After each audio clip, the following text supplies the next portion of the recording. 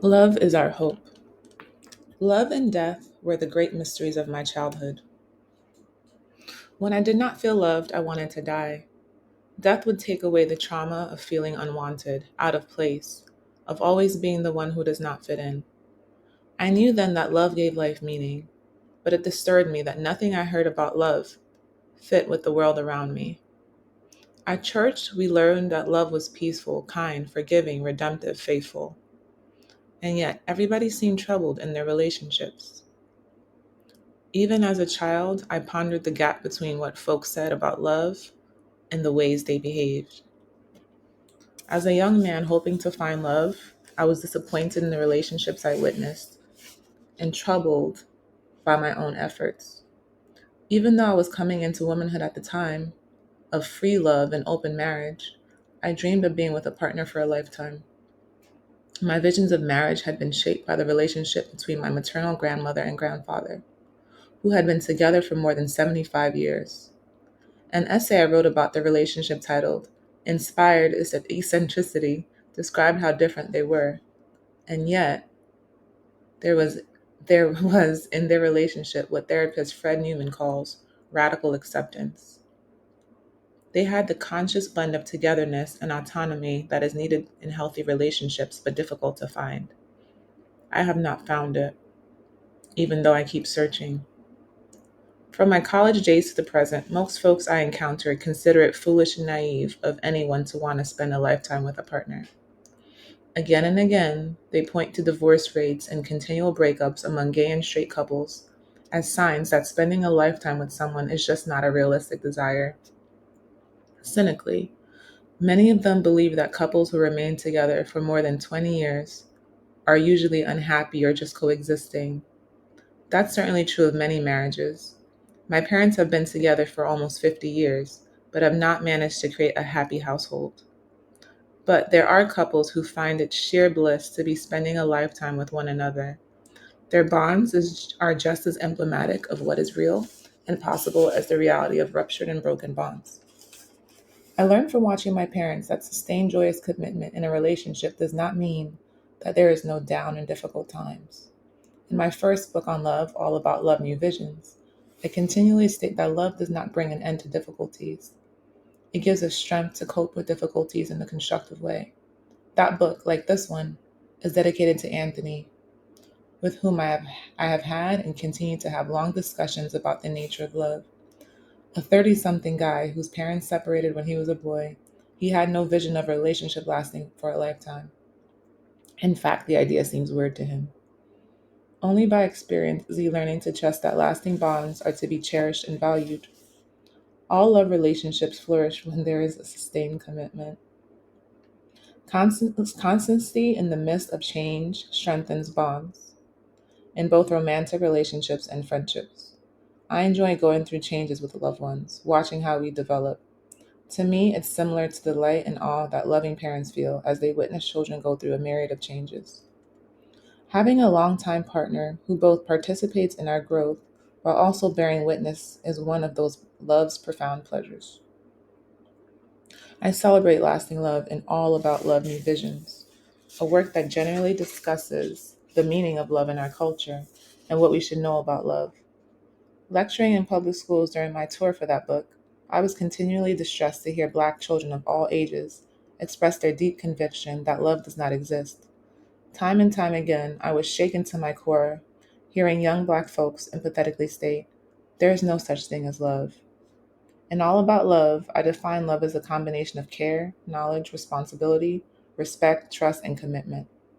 Calling out the extent to which our nation has become cynical about love, it should have come as no surprise that the pervasive loneliness I talk about is not only most deeply felt in the hearts of children, but that it would be among those groups of children, Black girls and boys, who are collectively disenfranchised, neglected, or rendered invisible in this society, and that I would hear these sentiments frankly acknowledged. When asked about anti-racist struggle by white critics who did not understand the need for militant protests, playwright Lorraine Hansberry often replied that the acceptance of our present condition is the only form of extremism which discredits us before our children. Standing before Black children who tell me there is no love in clear, flat, dispassionate voices, I confront our collective failure as a nation and as African Americans to create a world where we can all know love. This book is a response to this crisis of lovelessness. It dares us to courageously create the love our children need to be whole, to live fully and well. Early on in our nation's history, when white settlers colonized Africans through systems of indentured labor and slavery, they justified these acts of racial aggression by claiming that Black people were not fully human. In particular, it was in relation to matters of the heart, of care and love, that the colonizers drew examples to prove that Black folk were dehumanized, that we lacked the range of emotions accepted as a norm among civilized folk. In the racist mindset, the enslaved African was incapable of deep feeling and fine emotions. Since love was considered to be a finer sentiment, Black folks were seen as lacking the capacity to love. When slavery ended, many of the racist stereotypes that had been used to subordinate and alienate Black people were challenged. But the question of whether or not Black people were capable of love, of deep and complex emotions, continued to be a subject for heated discussion and debate. In the early 1900s, Black scholars began to debate the issue of whether or not the dehumanizing impact of racist terrorism and abuse had left Black people crippled when it came to the matter of love. Writers like Richard Wright, Zora Neale Hurston, Anne Perry, Lorraine Hansberry, and James Baldwin sustained vibrant debates about the issue of love in fiction and nonfiction.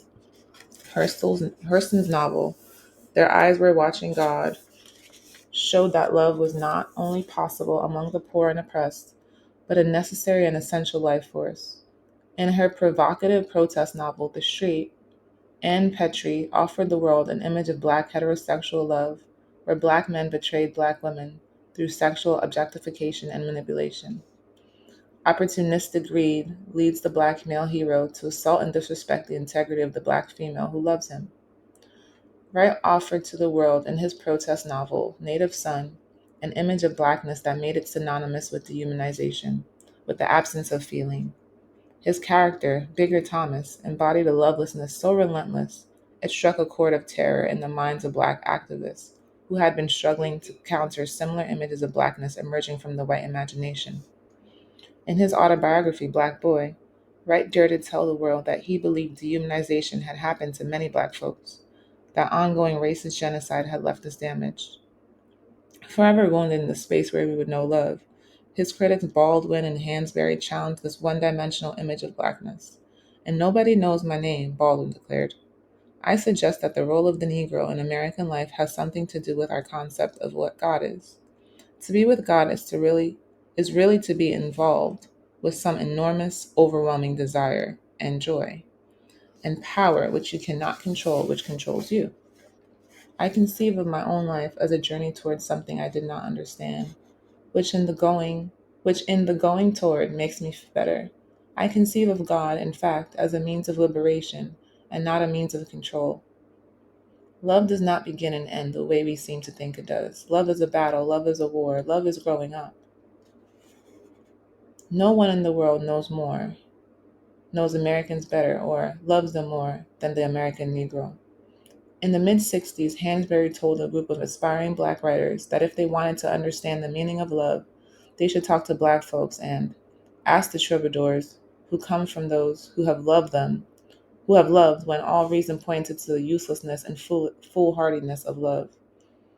Daringly, she stated, perhaps we shall be the teachers when it's done. Out of the depths of pain we have thought to be our sole heritage in the world. Oh, we know about love. Both Baldwin and Hansberry believed that Black identity was forged in triumphant struggle to resist dehumanization, that the choice to love was a necessary dimension of liberation.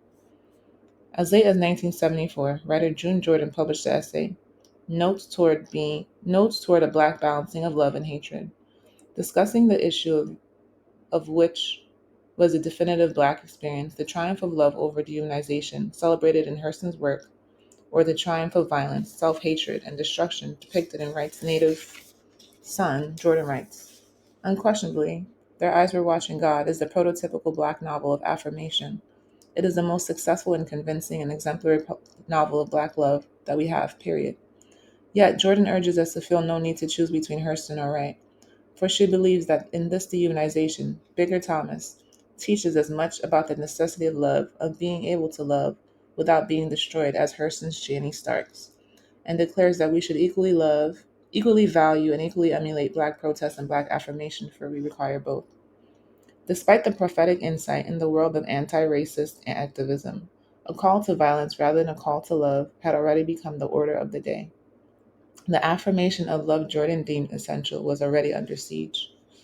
Even though prophets of civil rights had always emphasized a liberation theology that upheld love as essential, both to the creation of Black folks of a healthy self-esteem, undergirding resistance struggle, and to the humanizing of hard-hearted white folks, this focus on love did not prevail. As an organized Black liberation movement, emphasizing love was replaced by a call for militant violent resistance. The value of love in movements for Black self-determination and liberation was no longer highlighted. When the 70s came to an end, a new cynicism had become the order of the day. The ethic of love once evoked of visionary leaders as the fundamental source of power and strength in our freedom struggle began to have little or no meaning in the lives of Black folks, especially young people. Indeed, love was mocked, not just as the love your enemies message of nonviolent revolution spearheaded by Martin Luther King, but also the message of building self-love, healthy self-esteem, and loving communities. As the quest for power subsumed the quest for liberation and anti-racist struggle, there was little or no discussion of the purpose and meaning of love in Black experience, of love and liberation struggle. The abandonment of a discourse on love, of strategies to create a foundation of self-esteem and self-worth that would undergird struggles for self-determination, laid the groundwork for the undermining of all our efforts to create a society where Blackness could be loved by Black folks, by everyone. The denigration of love and Black experience across classes has become the breeding ground for nihilism, for despair, for ongoing terroristic violence and predatory opportunism.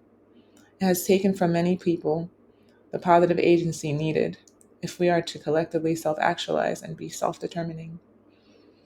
Many of the material gains generated by militant anti-racist struggle have little positive impact on the psyches and souls of Black folks. For the revolution from within, that is the foundation on which we build self-love, and the love of others has not taken place. Black folks and our allies in struggle who care about the fate of Black America recognize that the transformative power of love in daily life is the only force that can solve the myriad of crises we now face. We cannot effectively resist domination in our efforts to create meaningful, lasting personal and social change if they're not grounded in a love ethic. Prophetically, salvation, Black people, and love calls us to return to love, addressing the meaning of love in Black experience today, calling for a return to an ethic of love as the platform on which to renew progressive anti-racist struggle, and offering a blueprint for Black survival and self-determination. This work courageously takes us to the heart of the matter. To give ourselves love, to love Blackness, is to restore the true meaning of freedom, hope, possibility in our lives. When Black children tell me there is no love, I tell them love is always there. That nothing can keep us from love if we dare to seek it and treasure what we find. Even when we cannot change ongoing exploitation and domination, love gives life meaning, purpose, and direction. In doing the work of love, we ensure our survival and our triumph over the forces of evil and destruction. Hansberry was right to insist that we know about love, but many of us have forgotten what we know, what love is, or why we need love to sustain life. This book reminds us love is our hope and our salvation. Love takes off the mask that we fear we cannot live without, and we know we cannot live within. I use the word love here not merely in the personal sense, but as a state of being or a state of grace. Not in the infantile American sense of being made happy, but in the tough and universal sense of quest and daring and growth. James Baldwin.